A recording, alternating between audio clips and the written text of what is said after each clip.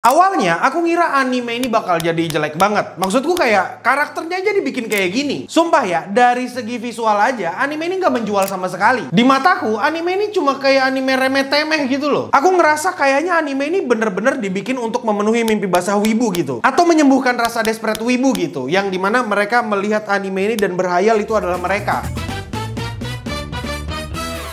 Sekarang aku mau ngomongin anime yang judulnya Busamen Gachi Fighter atau Ugly Mug Epic Fighter. Jujur ya, dari awal aku sendiri nggak kepikiran gitu buat nonton anime ini. Aku nontonin anime ini karena ya aku pengen nonton Gachi Akuta gitu, karena kan jadwal tayangnya tuh deketan. Tapi begitu aku nonton anime jelek ini, entah kenapa aku kayak ngerasa ketagihan gitu. Aku ngerasa ada sesuatu yang baik dari anime ini. Dan pertama kita bahas dulu mulai dari ceritanya supaya kita sama-sama paham. Anime ini punya cerita tentang sales yang mukanya jelek. Iya, aku nggak bercanda ketika aku bilang dia jelek. Tapi meskipun dia tadi jelek, ya dia punya sifat yang baik hati banget. Nah, karena mukanya di dunia nyata itu jelek kayak ube di dojin kesukaan kalian para makhluk rendahan. Enggak. Kau nggak usah pura-pura nggak tahu apa itu dojin, apa itu ube. Aku tahu, pasti kau tahu apa itu ube. Nggak usah komen-komen. Apa itu ube bang? Enggak, aku tahu. Kau pasti tahu.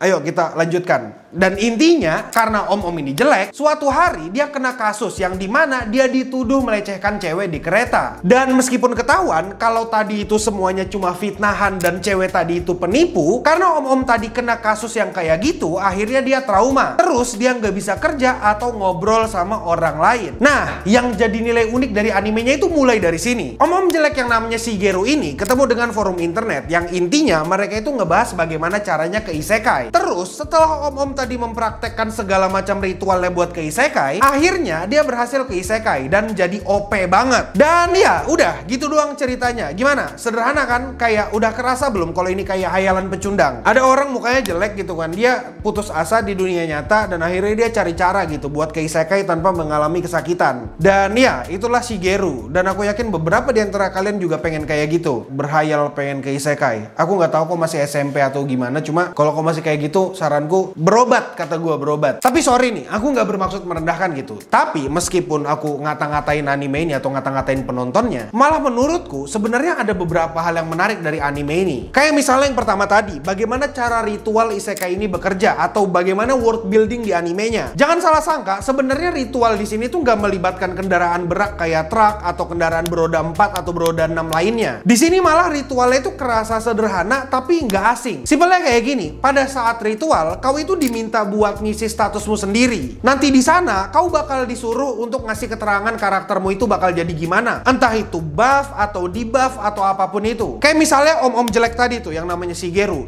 Dia itu ngisi semua keterangannya dengan debuff. Kayak misalnya, kalau dia nyentuh cewek, dia itu bakal kena damage 10%. Terus habis itu di keterangannya dia juga nulis gitu, kalau dia bakal miskin karena pendapatannya itu 1/10.000. Habis itu dia bikin penampilannya dari yang dunia nyatanya udah jelek, di isekai dibikin tambah jelek lagi. Nah, di sini karena si Shigeru atau om-om jelek tadi itu nulis banyak debuff, akhirnya dia malah dapatkan banyak buff gitu. Karena pertukarannya setara kan. Dia dapat banyak buff sampai akhirnya dia jadi dapat titel dewa dan dia jadi OP. Kayak ya, ini mimpi basah wibu banget, bro. Kok nggak bisa deny ini mimpi basah wibu banget. Tapi gini, ketika aku ngeliat konsep kayak gini, aku tuh ngerasa kayak nggak asing banget gitu. Malah aku ngerasa kalau ini tuh kayak mirip-mirip dengan Project Zomboid. Kalau kau misalnya pernah main Project Zomboid, mungkin kau bakal tahu sama gamenya. Jadi kalau di Zomboid itu, kalau kau bikin karaktermu punya debuff tertentu, kau itu bakal dapat buff sendiri. Kayak misalnya kalau kau bikin debuff jadi budak atau apa gitu, atau nggak kreatif, kau nanti dapat pertukaran setara yang sesuai dengan buffnya. Aku tahu sih, kayak aku dari tadi ngomongin kayak pertukaran setara gitu. Tapi kalau misalnya mau ngebandingin pertukaran setara antara anime ini dengan Fullmetal Alchemist, aku ngerasa agak goblok aja sih. Aku agak nggak rela aja gitu. Meskipun ada benernya, cuma aku tetap nggak rela.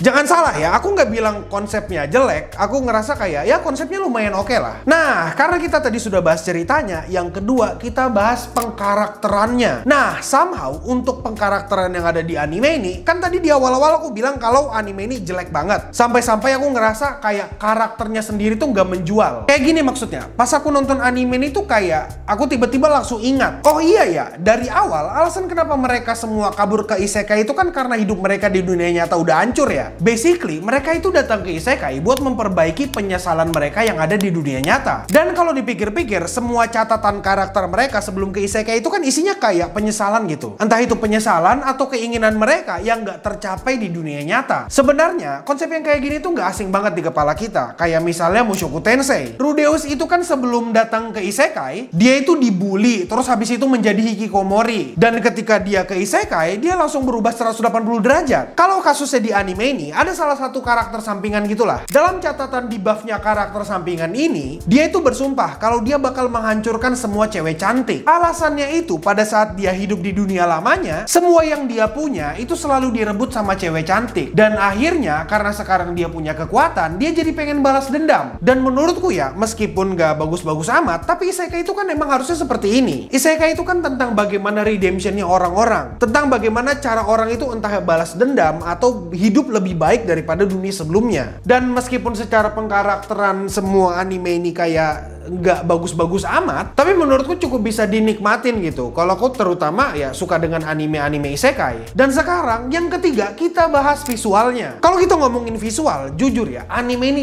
jelek banget. Secara visual semuanya jelek. Dari episode 1 sampai episode 7 aku nonton, itu kayak gak ada yang bagus demi apapun. Kalau misalnya kau nggak terima, aku bilang anime ini jelek banget secara visual, kasih pembelaan coba. Kasih tahu ke aku di menit berapa, di episode berapa yang ada animasi bagusnya. Aku nggak ngeliat ada karakter acting yang mind blowing banget atau bagus banget. Menurutku ya ini udah kayak bare minimum TV gitu. Tapi ya meskipun aku ngomong ini secara visual jelek, cuma ada satu bagian yang ku apresiasi dan menurutku ya cukup oke kalau diperhatikan. Kayak misalnya di episode 1 ada satu adegan kita ngeliat tuh om-om jelek ini sempat stop ngeliatin orang dibully. Dan karakter orang yang dibully di kursi roda tadi itu mirip banget sama Seika dari warna rambutnya. Dan kelihatan banget kayaknya Seika itu punya hidup yang sangat-sangat bermasalah. Itu kenapa dia milih untuk kabur ke isekai dan jadi malaikat kalau nggak salah. Terus habis itu contoh lainnya ada di episode 3 ketika Seika bilang dia itu pengen jadi cantik. Waktu dia ngomong kayak gitu, dia itu nggak pegang muka kayak menunjukkan dia pengen cantik secara penampilan. Tapi pada saat itu dia ngelus-ngelus tangannya dan ngasih isyarat ke episode 1 tadi. Dan jujur ketika aku nonton episode itu aku ngerasa kayak wow,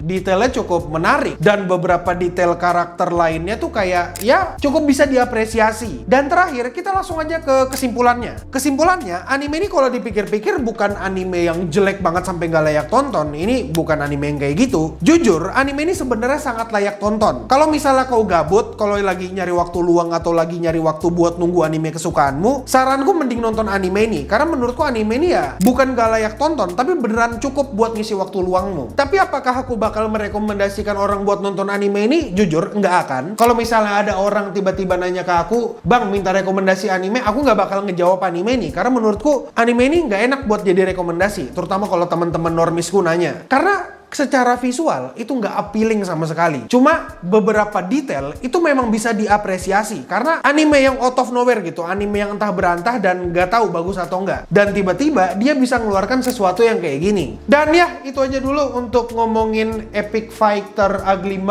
Mug Epic Fighter. Aku Akil Waterson keren, admin sahabat kalian. Terima kasih udah nonton video ini. Jangan lupa like, comment, dan stay clean and sound. Dadah.